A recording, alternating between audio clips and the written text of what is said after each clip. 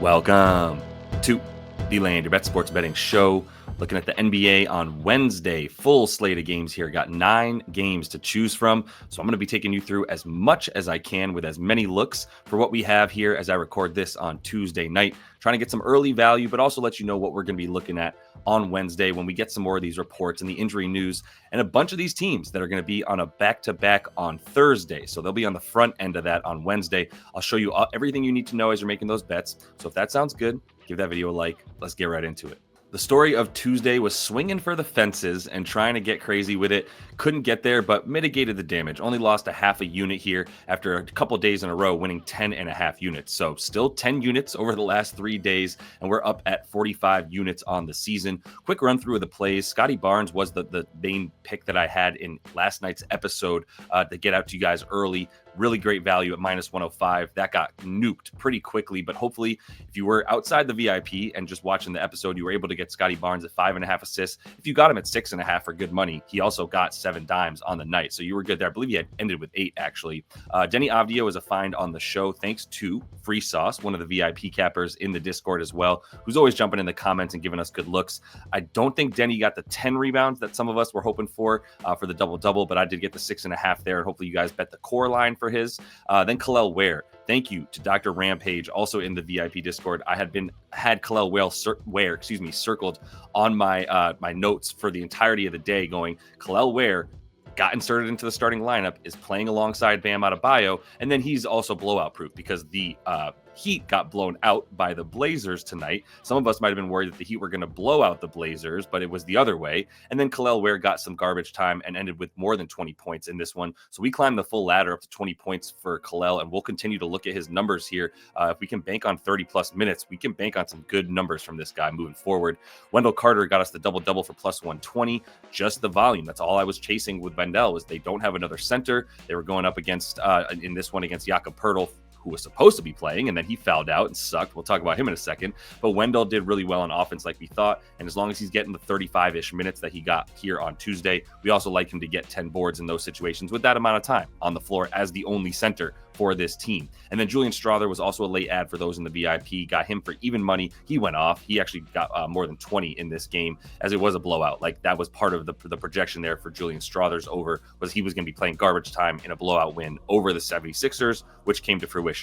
The losses here, Jakob Poeltl just couldn't stay on the floor. I mean, that's really what it came down to. He was fouling. He ended up fouling out in either the beginning of the fourth or, it was the middle of the fourth quarter, fouled out, and really couldn't even get close to it on the rebounds there. So we take the loss. We move on with that one. He's a guy that he's super hit or miss. He's kind of a boomer bust player, but not going to go away from Poeltl in good situations. This one, I thought he had a great matchup where he's going to be way bigger and stronger down low than Wendell Carter, and it didn't come out to be the case. But Tristan da Silva, still like this look. The man had 7 points at the half and couldn't get us 10. He got the hook there with 9 points, missed his last 2 threes after making the first one. I really thought he was going to take 5. I mean, he played 38 minutes in this game. We had a projection for him of 34 minutes to get 11.5 points. Couldn't do it. So, you take the misses with what it is. He didn't have a good percentage from the floor, and he ended up not shooting enough to get there. But Mikal was the one who broke my heart tonight, and there's still a Mikal Bridges-shaped hole in my heart. 20-plus points, couldn't get there. 25-plus, 30-plus.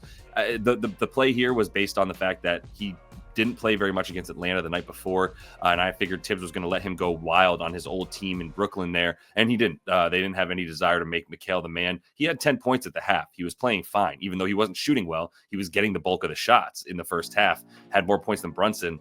Stopped doing anything in the second half, didn't get a point. So for those of you who got hooked on some crappy alt lines for him as well, tough beat, man. He had the shots, he had everything going, and then it just stopped in the second half, and I have no explanation for it, but that's the risk of it. So Andre Drummond didn't get the boards because the Nuggets didn't miss. They got a $140 tonight on this squad for the 76ers, so there were no rebounds to go around for Andre Drummond. But opposing center rebound props against the Nuggets are a good look. They continue to give up a good amount of rebounds to centers. They just didn't miss tonight. So we'll see how that looks moving forward, but still very happy with things. Plus 45 units. And I do want to give you guys a chance to jump into the VIP if you're not yet in there. If you do sign up for any of the books that are listed in the description of the video, you'll also see them scrolling right underneath me here. We've got like 5 of those books available that if you don't yet have an account, sign up. use code LYB, and then send me a screenshot on Twitter or Discord at JLBoogie, and I will get you that free month in the Discord once you show me that proof. So for now, though, let's go ahead and jump into what I've got here for all 9 games in the NBA on Wednesday. As we get into everything here for Wednesday, know that we are using propsmadness.com. This is the one-stop shop for what you need to make sure you're getting the best value on all the NBA bets you're making. You can get 25% off using promo code LYB. That'll get you your first month 25% off. And then if you do want to get a free trial as well, you can get 7 days of free trial here for Props Madness before you ever have to start paying to see if you like the product here as you're trying it out. If you guys have any questions about this stuff, definitely hit me up during the live show. We're going to be going live tomorrow as we do every single day, 5:30 p.m. Eastern, to find everything that we couldn't get here because we don't have the news that we need yet, right? Lots of great info coming out around then. So we get the rotation news, the starting lineups, and all that kind of good stuff. The questionable tags usually turn into definitive tags, and then we can make those bets accordingly. So definitely jump in there, 5:30 p.m. Eastern on Wednesday to get ahead into that stuff with us. But for now, we're also going to be using Props Madness on the show. So hit me up with questions on the live show. Hit me up with questions on Twitter or Discord. However I can help out, happy to help with this product here. But this is going to be the starting point for me. Amen Thompson, always going to be coming back to this man right now. He's in the starting lineup, and I think we can continue to project 35 plus minutes for him. And that's what's important.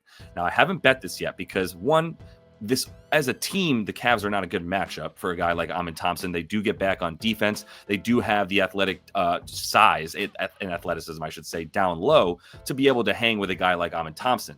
Problem is Evan Mobley is not around. Evan Mobley is out for this game, and that means we're going to be seeing a decent dose of Dean Wade, who is probably going to be Amen Thompson's matchup. And if Dean Wade's not out there, we're talking about George Niang potentially being the matchup, or potentially a guy like Karis LeVert or Max Strus. But the bottom line is it's not going to be a good matchup for Amen Thompson. So I think 15.5, we're starting to see his numbers go up here.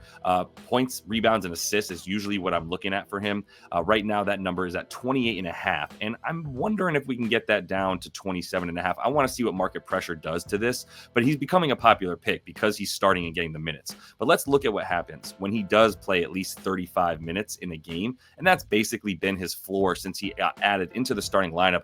Look at how recently all these 35 plus minute games are, right? The 20th, the 16th, the 15th, all January and the end of December, basically, with a few sprinkled in November when there was guys missing for this team. And Jabari Smith is still missing, who was the starting power forward for this squad.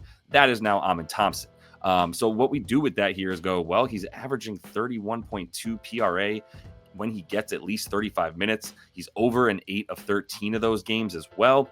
But this number was as low as 26.5 recently, even 25.5, 22.5. And it just keeps rising because he keeps going over. I think this is about the limit of where I would take this, is 28.5. So once again, I'm going to be a little bit patient with this. I think this is going to get market pressure down a little bit because a lot of people are just going to look at 23 points, rebounds, and assists per game on the season as his average and not realize that he's gotten a bump in minutes and in addition to the starting lineup. So that does give him a lot more opportunity here to get his. If we look at the way that this matchup looks against the Cavs, again, not the best matchup. This is going to be a top 10 defense that they're going to face here. But without Evan Mobley, all of this stuff goes down for Cleveland, and I do believe Amen's going to be a good play here.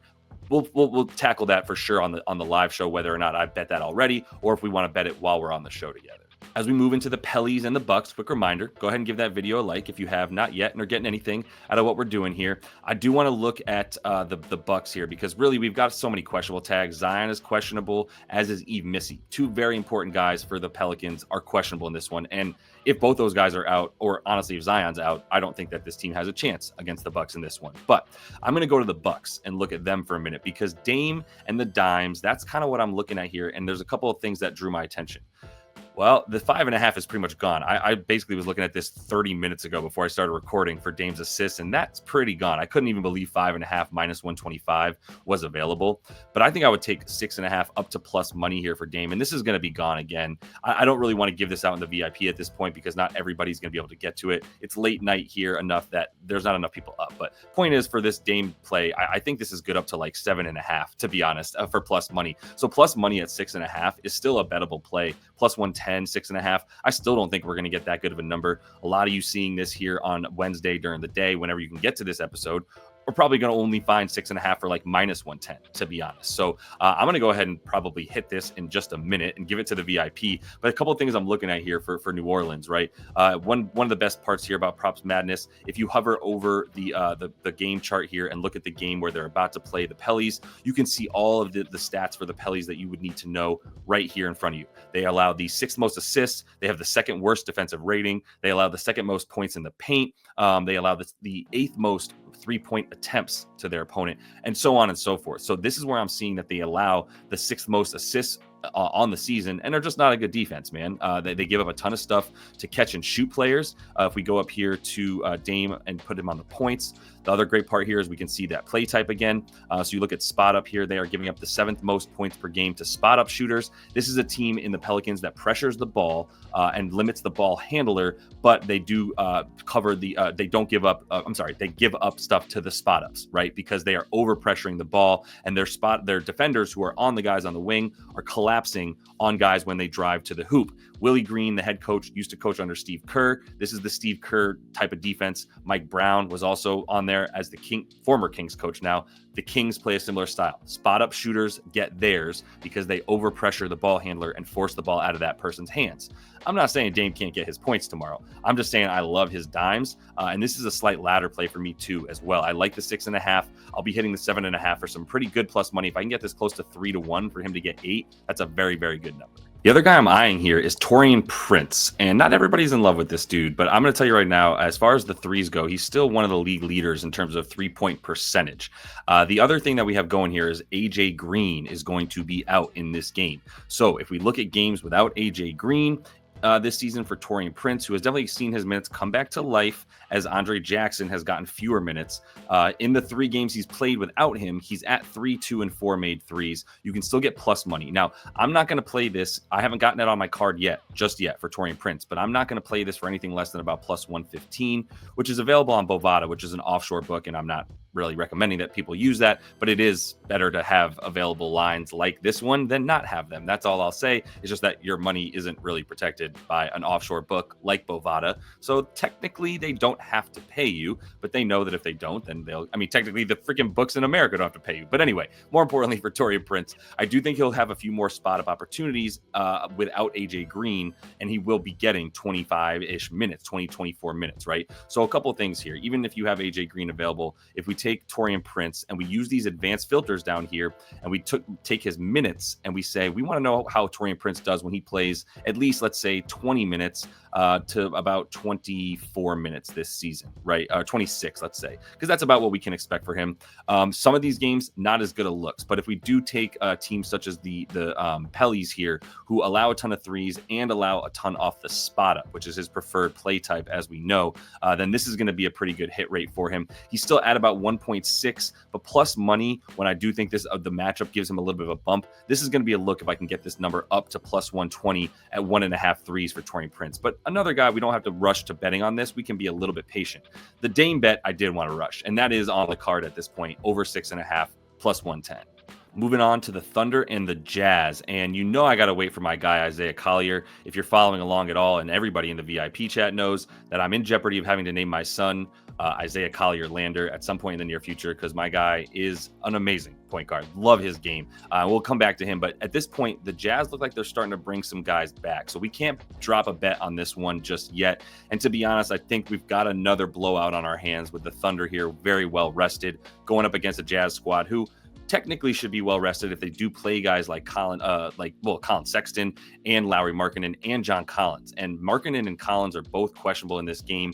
We have Sexton looking like he's going to play in this one, but still, we're not sure about Collins and Markkanen, who are going to be super important. My favorite look here would be John Collins, and you're going to see a lot of green if you use Props Madness or any other tool like this. You're going to see a lot of green on these charts here because these numbers are very low because the books don't know what to do with John Collins, who hasn't played since January 4th. And he hasn't played since January 4th. And that was just one game where he came back after missing a couple weeks before that, right? He had missed about 2 weeks prior, then came back for one game. And now he's missed the last 3 weeks since then. And I really don't know what to make of it yet. We don't have news. We have to wait till shoot around tomorrow to know if he's going to be playing. But two things: if he's playing anywhere close to 30 minutes tomorrow, even if he's playing 25 minutes, I really like the points and the rebounds, both numbers for him at this point. And once again, need to get him to about 25 minutes. But even if we put this filter here to 25 minutes and say, what happens when he plays at least 25? Not that much. It's an incredible hit rate at these numbers that what he's at, right? And I think it's, yeah. So he's played 21 games where he's played at least 25 minutes. He's averaging 8.9 boards, basically 9 rebounds. He's over 76% of the time. We look at the points, just as sexy, over an 18 to 21, actually sexier, 86% hit rate, 18.6 points per game. So the points at like 12, 13 and a half, that's a steal for right now, but it's only based on if he's actually playing at least somewhat normal minutes. And I do think the matchup, as good as this OKC defense is, which at this point is the number 1 defensive rated team in the league, they are a better matchup for a guy like John Collins, who you see here scores the majority of his points off of free throws and spot ups. That's how he gets about 34% of his points, 3.7 off the spot up per game, 3.4 points off the free throws per game. Those are the 2 weakest points for this team, this Thunder team, who won't have a center, by the way. I believe Isaiah Hartenstein is still very likely to be out in this one. I don't think he's coming back yet. Might not even be back in the rest of this week, which sucks for your boys' fantasy team. But more importantly, it's helpful for guys who are going to be trying to stick around in this game, get rebounds and the spot up shooting. So for John Collins, spot up shooting and free throws. Then you look at the rebounds. This team for the Thunder, if we look at rebounds in general, now I just turned over here to FanDuel Fantasy Pros. This shows me defense versus position.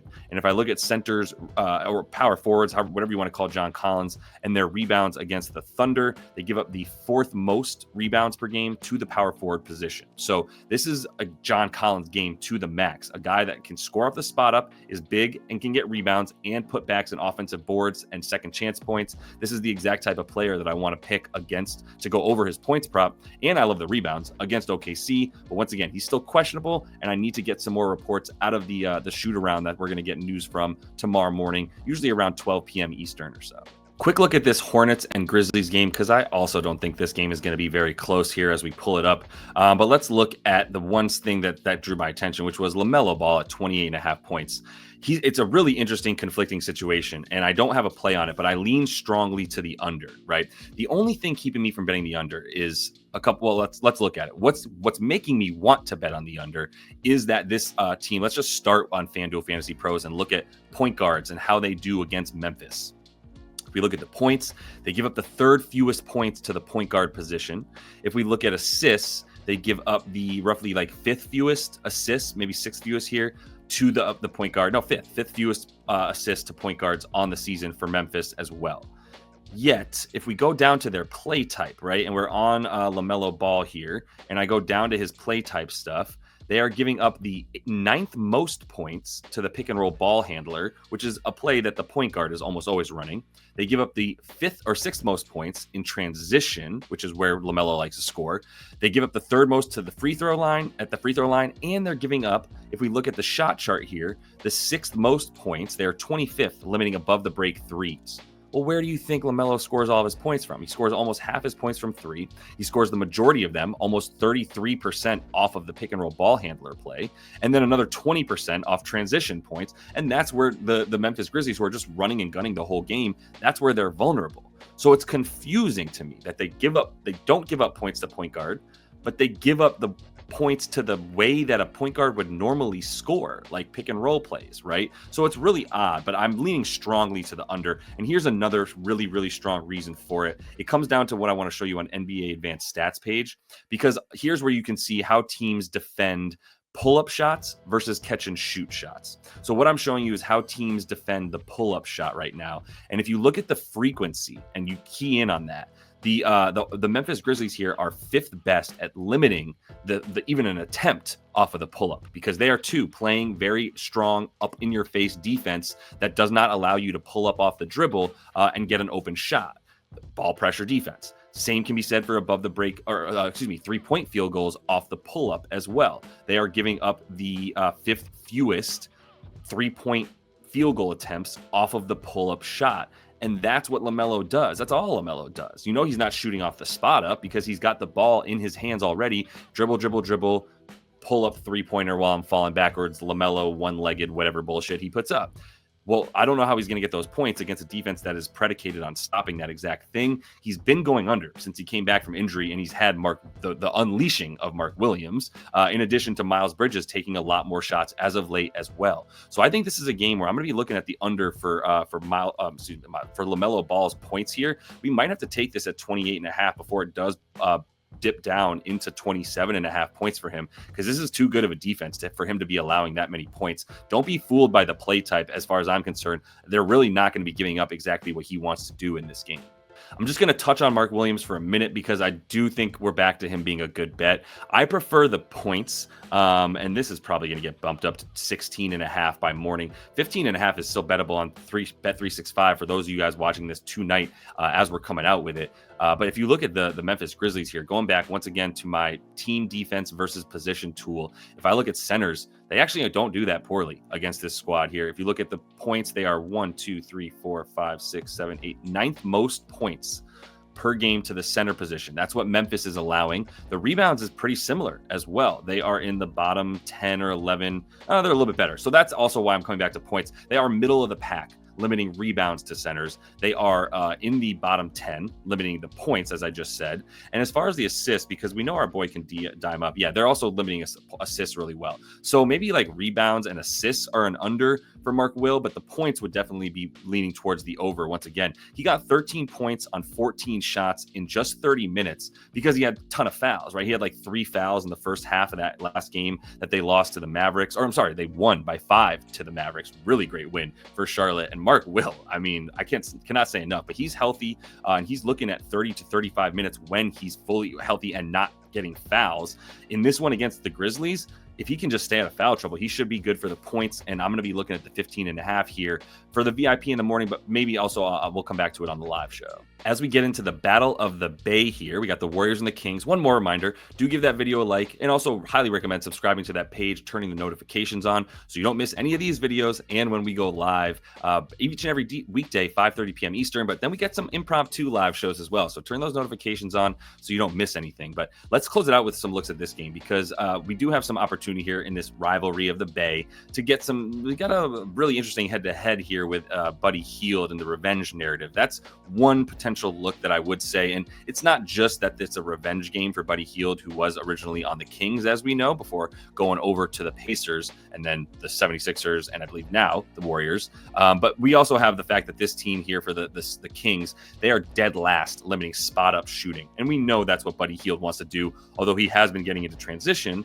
and this team is number 1 limiting transition points for the Kings. So it's a little bit of a toss-up for Buddy, but it's a pretty low number at 10.5. The thing is I don't know who's starting for the Dubs, and I haven't been betting on any Warriors players for the most part until I know the starting lineup. This team has like the third most different arrangements of starting lineups. The Rockets are number 1, by the way, with the most different arrangements of starting lineups for them, and they're 5. But the Dubs are in there as well, third most, I believe, or at least top 5. Now I'm forgetting the exact number, but they're in the top 5 most variety of starting lineups. And now last game we saw Gary Payton Jr. start because they were playing the Celtics, and it didn't matter because they lost by 40. But Steve Kerr thought that if he put Gary Payton Jr. out there in the starting lineup and gave him more minutes against the Celtics, they'd be better suited to defend the three-point shot, and which we know that the Celtics are taking at the highest percentage in the league. They're shooting the most and making the most. Didn't help. They lost by 40 and got waxed. I'm not sure they're not going to get waxed again. The fact that this team thinks it's like a player or two away from being in contention is hilarious. Nobody losing by 40 to 50 points multiple times in a season is in contention for the playoffs. I want to hear that shit. So get over yourselves, trade Steph Curry, or just deal with the consequences. But I digress. The point here is Buddy Hield would be a play if he's a starter. If I can get a projection for him of about 25, 26 minutes, then 10.5 points in a very good matchup against a defense that's going to give him what he wants here is a good look. The other guy here is going to be Trace Jackson Davis. Now, once again, I don't know about the starting lineup because we've got Kevon Looney, who has had a very good history of playing against the Kings. Really good success against them, getting rebounds and assists and a few points here and there for Kevon Looney. So I need to see if they're still going to stick with Trace Jackson Davis and just kind of ride him out as the starter moving forward, which they have been doing. And you see these rebound numbers since he got into the starting lineup and has played at least 25 minutes in each of these games where he's gone over. But you look at this one against the Celtics last game, 18 minutes, 9 rebound chances though. So I'm still very happily impressed with TJD and his ability to board against good rebounding teams like the Celtics. There's a couple others in here that the Timberwolves, he got 15 rebounds against as well. So he is a very good rebounder, even for an undersized center. And he's gotten the 9 rebound chances in just 18 minutes against the Celtics. That's very encouraging. So if I can feel comfortable that this game is not going to be a complete blowout and TJD is going to get close to 30 minutes, then I can feel good about his rebounds at about 8.5 or plus money. We might get these down to 7.5 though, because Domas is such a good rebounder. And once again, if we go over to FanDuel Fantasy Pros, we look at the center position and how the Kings limit stuff to the center position. They're very good. They're limiting, they're in the top 10 limiting rebounds to centers, and they're in the top 10 limiting points to centers as well. So they're a bad matchup right now for a guy like TJD with the way Domas is playing. That said, if I can bank on the volume of minutes for TJD, and this will be something I have to look more closely at in the morning with some market pressure impacting the way that this moves, as well as the news that'll come out of Golden State, who's starting, and maybe some minutes projections that we can expect, then I'll be good with a bet on TJD if I can get myself to getting a projection of about 28 plus minutes for the man. All right, hope to see you guys on the live show, 5:30 p.m. Eastern here on Wednesday. Going to be doing that every day with live show producer David throughout the week. So hopefully we'll see you guys there. You bring your bets, you jump in the comments. We'll go over all that stuff together. Please don't forget to give this video a like. Go ahead and subscribe to that page and jump in the comments. Let me know who you guys are betting on tonight. And until I see you next, happy betting.